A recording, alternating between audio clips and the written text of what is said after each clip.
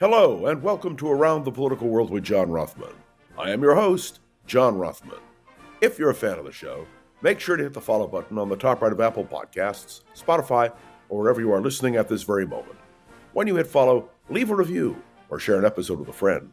It helps other people discover the show, keeps us going. As I like to point out each and every day, it expands our base. I had a message from one of our loyal fans, Tim in Oregon. He put together a clip of Donald Trump's comments about Tylenol.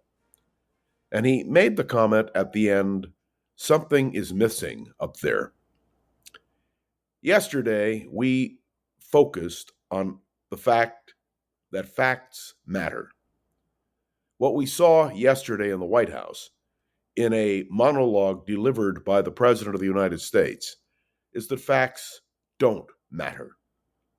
His attack on Tylenol, his linkage of Tylenol to autism, his statements about shots and whether or not you should get them all at one time or separate them out all debunked by every single medical authority. Now, some of you will say, but doctors are not always right. And you're right. But we have a history of the impact of vaccines. And yes, an impact of correct science to know that what Donald Trump did yesterday with Robert Kennedy standing right there was pure nonsense. Somebody asked me, is there any analogy that you can think of in American political history? And the answer is yes. The Scopes trial, 1925, Dayton, Tennessee, where William Jennings Bryan confronted Clarence Darrow.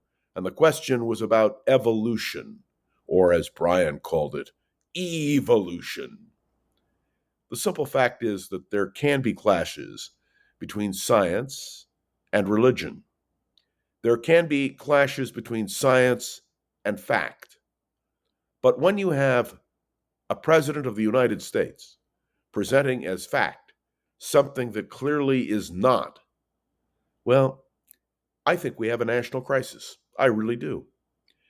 I don't understand, nor will I ever understand, what this president is doing in relation to this issue.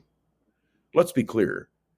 There will be lawsuits. There will be incredible reaction. There already is to what Donald Trump said yesterday. But more important than that is that pregnant women are now going to second guess what they should be doing. There is no evidence that taking Tylenol causes autism. And all of medical science, basically, has come out and said to Donald Trump, you know not what you speak.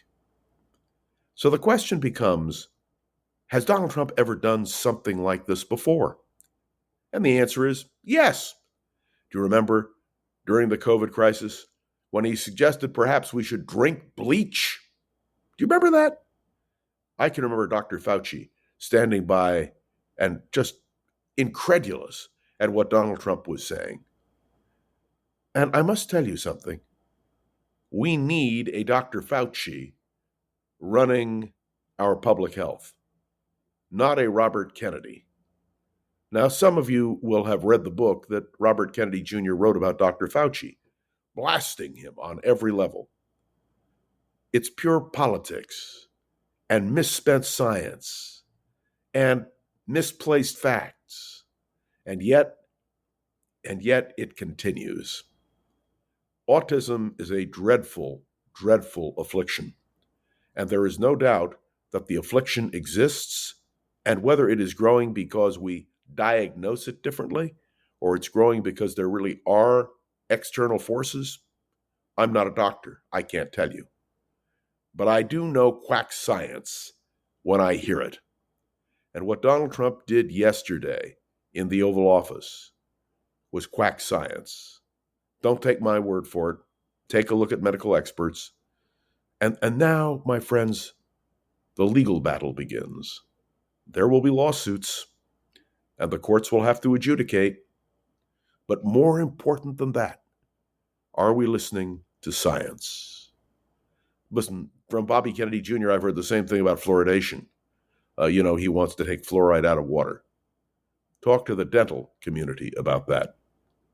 And those of you who have memory can remember when very conservative Republican Congressman James Utt, long gone from the House of Representatives, waged a one-man war against fluoride. Look, I must tell you that Bobby Kennedy being the Secretary of Health and Human Services is a disgrace. It is a shocking move that, frankly, puts us all in jeopardy. So make no mistake, we're going to watch this. There will be a lot of discussion about it. And I think it is important to note that what we have is a president of the United States who disregards facts. There is a second major story in the news, and that has to do with the United Nations General Assembly and the Security Council meeting in an 80th session. And there are a lot of issues on the agenda, from Gaza to Ukraine to violations of airspace over Eastern Europe. This is a moment when the world should be coming together. In just a few minutes, Donald Trump will address the United Nations General Assembly. I'm sure that you will be listening and I will be listening to see what he says, how he frames things. Because, as we learned many years ago, the President of the United States is not just President of the United States, he is the leader of the free world. And in fact, the United States is the dominant nation in the world. And so what we say and how we say it is critical. There can be no doubt that the world will be listening. And there is no doubt that what Donald Trump says or does will have an impact. Not because he's Donald Trump, but because he is the President of the United States of America. It is important to consider who we elect as our president. To have a myth-information president in the powerful position that Donald Trump is in scares me, and it should scare all of you.